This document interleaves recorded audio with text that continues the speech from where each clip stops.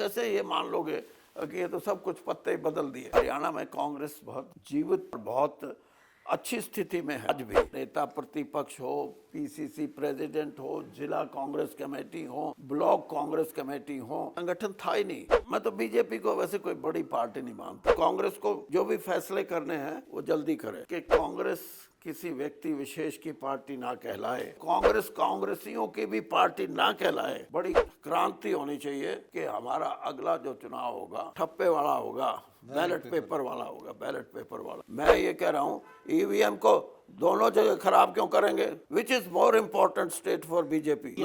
कोई सुधार नहीं हुआ, आज तक नहीं हुआ। भारतीय जनता पार्टी तो लीडर को लीडर रहने नहीं देती। 14 से 19 से ज्यादा जो आंकड़ा आया, क्लियर मेजोरिटी आई 2024 में आई, तो भाजपा ने किसी भी तरह से कुछ लोगों को अपने वोट तो लेने में कामयाब रही ना भाजपा। नहीं, भाजपा ने क्या कर दिया आप बताओ? 48 विधायक आए हो, फिर वही बात कह रहे हो। मैं तो रिजल्ट की बात करूंगा। नहीं, आप जो कास्ट वाज ऑलरेडी क्रिएटेड, उसमें आप ये मान के चलो कि उसके अंदर उतार चढ़ाव नहीं। बाकी कास्ट के लीडर्स आप लोगों के पास नहीं थे? कौन से बाकी कास्ट के लीडर्स आप लोगों के पास? नहीं, कास्ट में मतलब वो नहीं है मेरा। कास्ट का मतलब जो बन गया था ना, वो बना हुआ था, वो कोई एक दिन में क्रिएट नहीं होता।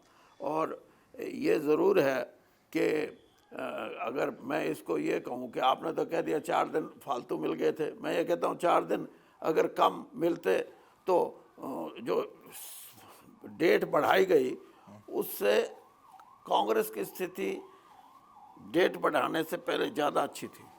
अच्छा, अगर पहले 3 दिन पहले ही जो पहले शेड्यूल वोटिंग हुई थी, अगर वो होती तो मतलब उस टाइम नायब सिंह सैनी साहब के चेहरे का कितना फायदा हुआ बीजेपी को और कांग्रेस को नुकसान?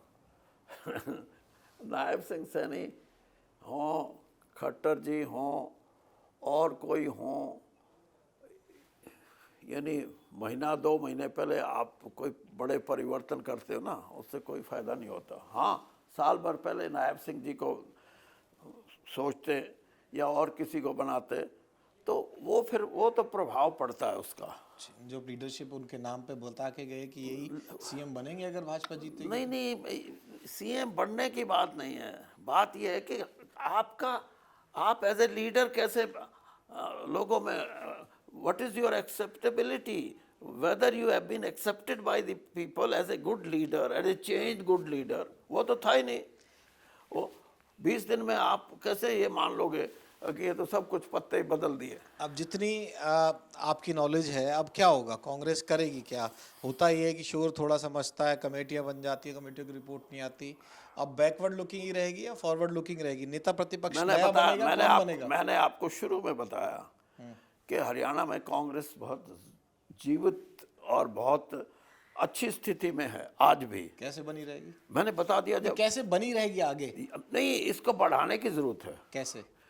जल्दी फैसले हों, संगठन के ही फैसले। और तो अब नेता प्रतिपक्ष नया होना चाहिए, कोई युवा चेहरा। बता दिया मैंने आपको, नेता प्रतिपक्ष हो, पीसीसी प्रेसिडेंट हो, जिला कांग्रेस कमेटी हो, ब्लॉक कांग्रेस कमेटी हो, यानी आपने अब की बार क्या था, संगठन था ही नहीं। जिस दिन संगठन बन गया लोग जुड़ेंगे। मैं सीधा पूछ लेता हूँ, पुराने घोड़ों पे दाव लगाने से बात बन जाएगी या जंग में नए घोड़े उतारने पड़ेंगे? ये कोई ज़रूरी नहीं होता। कभी पुराना ये सोचो भाई ये तो पुराना हो गया, आप फिर मेरे को भी बोलोगे क्यों खाम आप। नहीं, आपने तो कह दिया कि मैं इलेक्ट्रिक पॉलिटिक्स में नहीं जाऊंगा, आप लड़ते कहाँ चुनाव? ना, ऐसे नहीं है, मेरा कहने से नहीं। आप मेरे को, मैं ये बात इसलिए कह रहा हूँ कि ये जो सवाल है आपका, इसका कोई मतलब नहीं। मतलब ये है कि पार्टी ये देखे कि हमारे को सारे संगठन को कैसे लोगों में पेश करना है, जिससे कि लोगों को लगे कि हाँ अब ऐसा तो नहीं होगा इस जमेगा। जब आप लोग सत्ता के इतने पास आके भी नहीं रह पाए, ये जो इनेलो परिवार है, अभयर की 2 सीट आ गई, अभय खुद तो हार गए, जेजेपी रिवाइव कर जाएगी, और जो कास्ट और जो आपने तमाम चीजें कही हैं, ऐसा तो नहीं होगा कांग्रेस इससे भी पीछे चले जाए और किसी जो क्षेत्रीय दलों की बात है वो दोबारा रिवाइव कर जाए? मैंने बता दिया, जेजेपी रिवाइव कर जाए, इनेलो जुड़ जाए। मैंने बता दिया कि बीजेपी को मैं तो बीजेपी को वैसे कोई बड़ी पार्टी नहीं मानता, माफ करना, इनको गिराना कोई मुश्किल बात नहीं है। ये पार्टी ये लोगों की है ही नहीं। ये कुछ समाज के कुछ ऐसे अंग हैं जिनकी ये पार्टी है।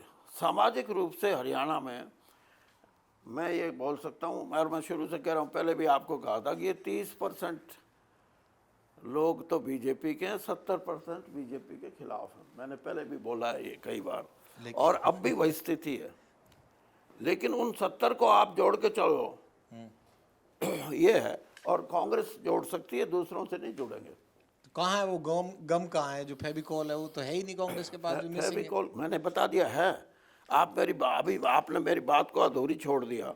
मैं ये कहता हूँ कि कांग्रेस को जो भी फैसले करने हैं वो जल्दी करे, और जल्दी का मतलब ये नहीं है, मैं ये कह रहा कि मंथन भी होना चाहिए उन पे। मंथन करे पार्टी कि कौन सी चीजें ऐसी हैं जिसको हमारे को एकदम लोगों के बीच में लेके जाना है। चौधरी वीरेंद्र सिंह जी क्या फिट हैं अध्यक्ष बनने के लिए? अगर कहीं पार्टी आपको कहे तो आप संगठन चला सकते हैं? देखिए, मैं तो एक बात, मैं अध्यक्ष बनूं ना बनूं और मेरे को कोई कंसिडर करे ना करे ये नहीं है बात। मैं तो एक मन में मेरे बात है कि मैं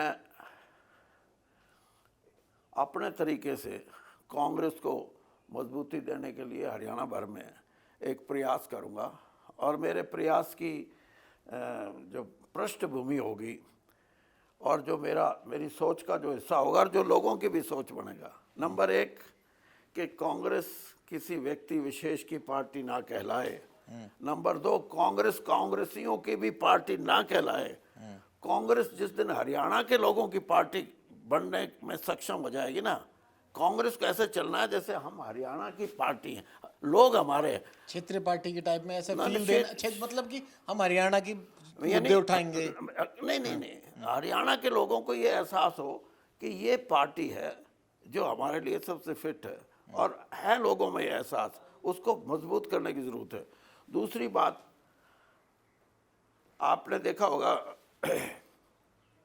राहुल गांधी जी की यात्रा ने इस देश की राजनीति को बदला, और बदलने का जो प्रक्रिया है उसमें 2 ऐसे फैक्टर उभर के आए, एक संविधान बचाओ और एक आरक्षण बचाओ।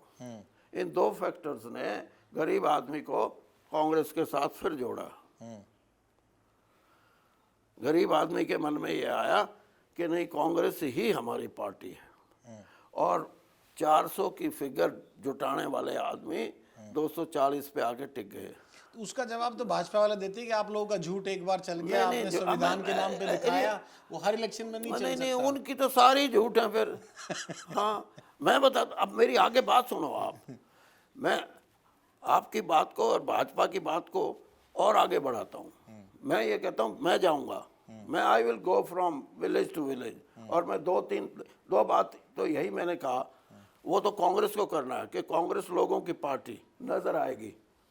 दूसरी बात ये है कि हम लोगों को ये तैयार करेंगे कि भाई ये ईवीएम और ये फलाना चक्कर छोड़ो, इस देश के अंदर एक बड़ी क्रांति होनी चाहिए कि हमारा अगला जो चुनाव होगा वो ठप्पे वाला होगा, बैलेट पेपर वाला होगा, बैलेट पेपर वाला।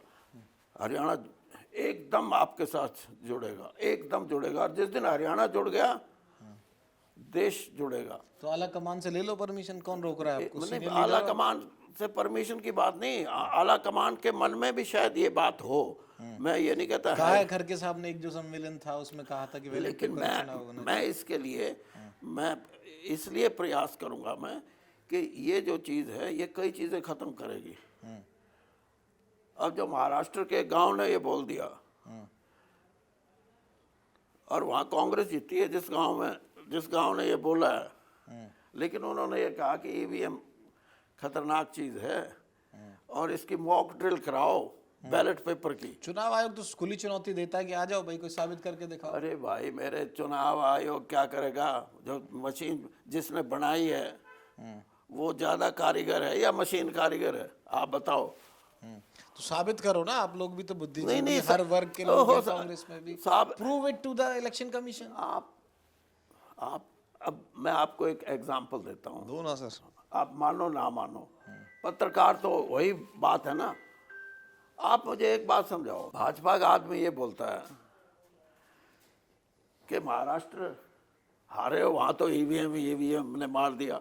झारखंड नहीं बोलते हो। झारखंड में मैं ये कह रहा हूँ, ईवीएम को दोनों जगह खराब क्यों करेंगे? Which is more important state for BJP? That is Maharashtra. तो यार ये कहानियां हैं, आपको और सुनाता हूँ आगे की।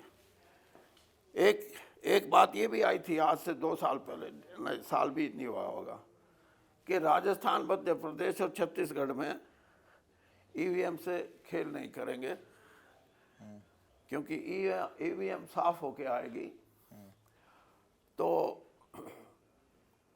लोकसभा में जो 19-21 करेंगे उससे क्रेडिबिलिटी ये रहेगी, नहीं यार क्या बात करते हो। लेकिन जब उन्होंने देखा कि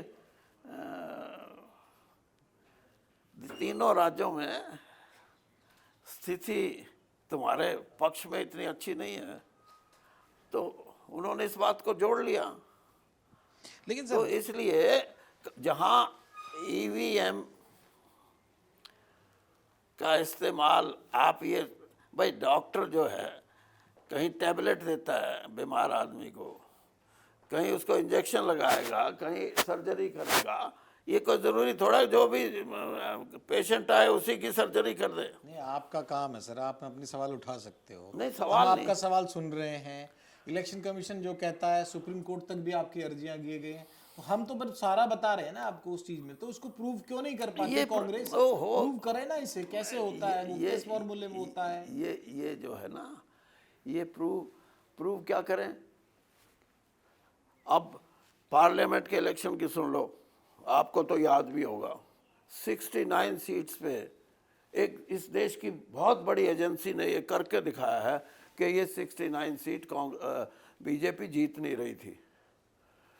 और हमारे को ब्यौरा दो, 6 महीने हो गए आज तक तो सब ब्यौरा कहीं नजर नहीं आया। तो आप मानते हैं तो कि इलेक्शन ईवीएम कमीशन का खेल हुआ है? हैं? आपका ये आरोप है कि हरियाणा में और महाराष्ट्र में ईवीएम का खेल हुआ है? मैं ईवीएम का खेल, आप फिर वही बात मेरे से, सिर्फ ईवीएम फैक्टर नहीं है, ईवीएम के साथ जुड़ी हुई जो चीजें हैं, जो सपोर्टिंग लॉजिस्टिक्स हैं, जो सपोर्टिंग एलिमेंट्स हैं, वो और ईवीएम मिलके कुछ भी खेल कर सकते हैं। डीएससी समाज का, मुख्यमंत्री बदलने का, भाजपा का हर वर्ग में जाने का, कांग्रेस का ओवर कॉन्फिडेंस का होने का, अपने घर में कलेश होने का, आला कमान का इतना सक्रिय ना होने का, ये सारे फैक्टर, मतलब मीडिया बात ना करे इनके बारे में।